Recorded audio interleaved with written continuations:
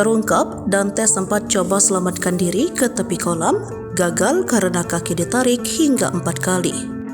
Kasus kematian Dante 6 tahun diduga ditenggelamkan di sebuah kolam renang di Jakarta masih menjadi sorotan. Dante merupakan putra Tamara Desmara ini meninggal dunia di tangan kekasih ibunya.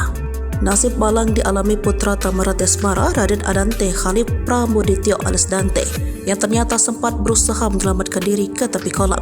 Sebelum meregang nyawa di tangan kekasih ibunya, ia alias Yuda Arfandi, dengan cara dibenamkan hingga 12 kali, Dante rupanya mencoba menyelamatkan diri. Fakta ini diungkap oleh Direskrimum Polda Metro Jaya, Kombes Wira Satya Triputra, dalam konferensi pers Senin 12 Februari 2024. Dalam keterangannya, Wira menyebut putra Tamara itu berusaha menyelamatkan diri dengan meraih tepian kolam.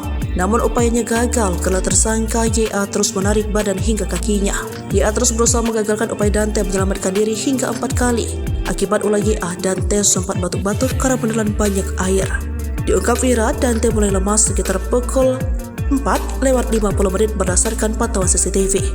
Hasil otopsi Dante, paru-paru mencair. Sementara itu, dijelaskan dokter forensik Farah Primadani, kondisi paru-paru putra Angger Dimas tersebut sudah mencair. Farah menyebut beberapa saksi juga sempat melihat Dante muntah sebelum meninggal.